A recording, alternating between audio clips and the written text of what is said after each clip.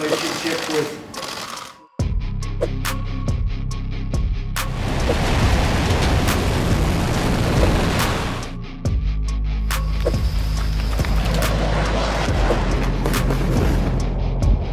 김성근 동지께서는 They said we'd like to make a deal now. 도널드 트럼프 미국 대통령이 김정은 북한 노동당 총비서와의 회담을 다시 추진하고 있습니다.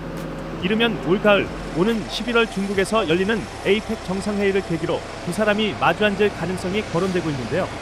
이런 가운데 트럼프 대통령의 지시로 이미 시작된 한미 연합 군사훈련까지 대폭 축소되면서 파장이 일고 있습니다. 18일 월스트리트저널은 트럼프 대통령이 참모들과 김정은을 직접 만나는 방안을 비공개로 논의했다고 보도했습니다. 회담은 중국 선전에서 열리는 아시아 태평양 경제협력체 에이펙 회의에 맞춰 11월께 이뤄질 가능성이 높은데요.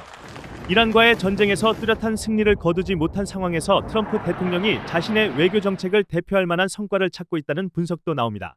다만 전문가들과 미 당국자들은 큰 진전을 기대하기는 어렵다고 보고 있는데요. 앞선 정상회담 때보다 북한의 협상력이 훨씬 커졌기 때문입니다. 트럼프 대통령과 김정은이 마지막으로 만난 이후 북한은 핵과 탄도미사일 전력을 계속 확대했습니다. 스탠퍼드대 국제안보협력센터에서 북핵 프로그램을 연구하는 제프리 루이스는 북한이 공개한 수백 대의 미사일 발사대와 매년 늘어나는 플루토늄 및 고농축 우라늄 생산량을 고려하면 현재 북한의 핵무기는 아마도 100개 초반대일 수 있다고 분석했습니다. 북한의 외교적 입지도 과거보다 강해졌습니다. 김정은은 지난 6월 시진핑 주석과 만나 중국과의 관계를 개선했고 러시아와는 혈맹 관계를 과시하고 있는데요. 특히 러시아의 우크라 전쟁을 지원하기 위해 수천 명의 병력을 보내면서 북한군의 실전 경험도 늘었습니다. 이란과의 미사일 협력 역시 한층 깊어진 것으로 평가됩니다. 이런 가운데 트럼프 대통령은 북미 대화 재개를 염두에 둔 움직임을 계속해서 보이고 있습니다. 17일부터 시작된 대규모 한미 합동 군사연습인 을지 프리덤 쉴드의 미군 참여를 대폭 축소하라고 지시한 건데요. 트럼프 대통령은 트루스 소셜에 김정은과 나의 매우 좋은 관계를 이유로 들면서 한미 연합훈련은 비용이 많이 들고 북한에 적대적인 신호를 보낸다고 밝혔습니다.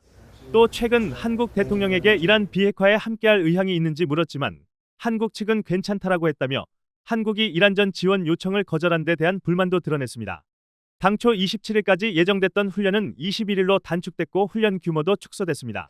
트럼프 대통령은 지난해 아시아 순방 때도 김정은과의 만남을 추진한 바 있습니다. 당시 북한도 비공개로 회담에 열려있다는 신호를 보냈지만 촉박한 일정 탓에 무산된 것으로 알려졌는데요. 최근 트럼프 대통령은 백악관에서 김정은이 자신의 대화 요청에 답했다고 밝혔지만 구체적인 내용은 공개하지 않았습니다. 트럼프 대통령은 첫 임기 당시 김정은과 세 차례 만났습니다. 2018년 싱가포르에서 첫 정상회담을 열었고 이듬해 하노이에서 다시 만났는데요. 하지만 핵 프로그램과 제재 해제를 둘러싼 입장차를 좁히지 못했고 이후 판문점 회동까지 이어졌지만 도착 상태를 풀지는 못했습니다. 북한의 핵전력과 대외 입지가 훨씬 강해진 상황에서 다시 추진되는 북미 정상 간 만남이 어떤 결과로 이어질지 관심이 집중되고 있습니다.